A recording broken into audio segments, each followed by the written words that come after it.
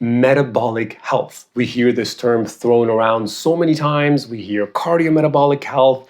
You should keep your blood sugar perfect. These are the things you should do. Zone 2 training, Zone 5 training. So welcome to Dr. Ashori. I'm a family medicine physician turned health coach. And on this channel, I talk about a lot of factors that help us age well and age healthy to prevent common chronic disease. Most healthcare experts are talking about metabolic health generally in terms of your glucose metabolism, the way you metabolize this one compound in our body that helps fuel a lot of the parts, a lot of the tissue in our body, from muscles to bones to brain to eyes to everything, to intestines. And we need glucose. Glucose is very important. Sometimes when somebody either is getting too many calories in or they're not expending enough calories, there can be a imbalance, and their metabolic health will be affected for many reasons. It could be that fatty tissue will spill out into the viscera, into the gut. So you're going to get fatty liver, fatty heart, fatty omentum, fatty pancreas. And those things can mess with the way certain parts of the body can metabolize that glucose. Because glucose, like many things in our body, too much of it, very dangerous, from prediabetes to diabetes to insulin resistance. Too little of it, and you're constantly hungry, angry, and probably going to sleep miserably. To achieve good metabolic health, of course, we need to first look at a person's risk factors. Certain people, certain body types, genetically, are going to be predisposed to poor metabolism, meaning that their body is much more likely, from very little calorie excess or from very little stress or other factors, to take glucose and put it in the wrong places, turn it into fat. And other people, seemingly, no matter what they do, their glucose is just not going to be a problem. They almost never develop diabetes. They almost never develop insulin resistance. In fact, one of my health coaching clients, he has never in his entire lineage of his family has ever had any diabetes or even pre-diabetes that he knows of. Now, regardless of where you fall in this continuum, in this spectrum, managing your glucose level, your metabolism, is really worthwhile. Now, I can think of 3 things that have been the most effective for me to manage my health coaching clients' metabolism or cardiometabolic health. And I've heard a lot of things on social media that maybe don't have quite as much evidence behind them.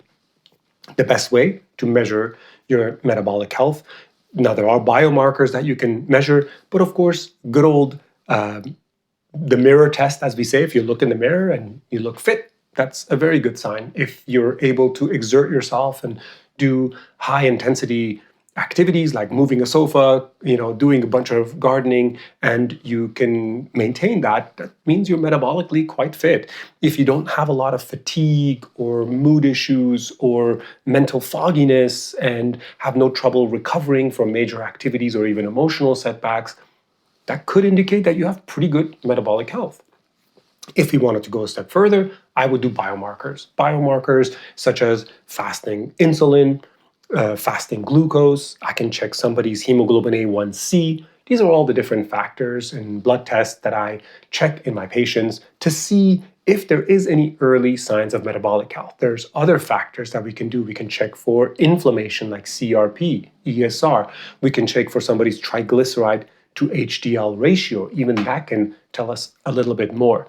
Now, on my website, at drashori.com, I have a wonderful quiz that you can take to give you an idea of how well you're aging and whether there are any things to worry about. And there you can input all of the numbers that I just mentioned if you have those blood tests available.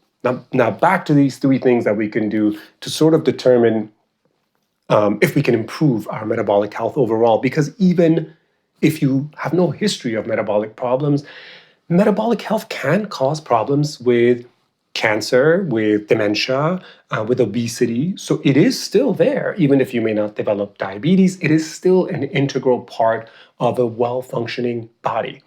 So one is the diet and calorie intake. Probably more important than anything is to just make sure that the calorie intake you're getting is a little bit less than what you're expending, or at least on par on average. Less important would be the way you're getting your calories, so minimizing things that are very processed or very calorie dense, and maybe focusing a little bit more on things that are nutrient dense, right? So vegetables tend to be more nutrient dense, and then fried food tends to be a little bit more calorie dense. The second one is kind of sleep and stress. And the reason for that is it affects the way our body can recover. And that directly is a hit on our metabolic, cardiometabolic system. Now, the third one is going to be activity level. If you can maintain a good amount of daily activity. Now, I try to not call it exercise because I think there is enough excess stress on aerobic exercise, resistance training, get really fit. It's probably not necessary. It's great if you do it. And if you have a lot of medical issues, medical problems, it might actually benefit you to do more than the average person. But for most of us, if you're going for a walk every day, if you're cooking at home, if you're cleaning the carpet, if you're washing your car, if you're doing some gardening, if you're playing with your grandkids, if you're playing with your kids or your dog, you're probably getting a good amount of activity. But if your job is very sedentary, then you may not get enough muscle mass building up that can help absorb some of the excess glucose, and that can cause some metabolic issues. Now, the reason I wanted to also bring this up is we hear a lot about boost your metabolism with this superfood, increase your metabolism with this supplement, improve your metabolic health with this herb, and those absolutely might be true. In fact, if you take a little bit of caffeine, your metabolism might go up a little bit. But whether that change in metabolism is going to improve your overall health remains to be seen. And in fact, a lot of the data shows that maybe it's not as effective as some people claim. So always, when it comes to trying to improve your health, try to do the things that are most evidence-based, that have the most amount of fact behind them for many years, and leave the other stuff for experimentation. I hope this stuff is of value to you. If you have any questions, leave it in the comments, subscribe to find out more, and thanks for tuning in.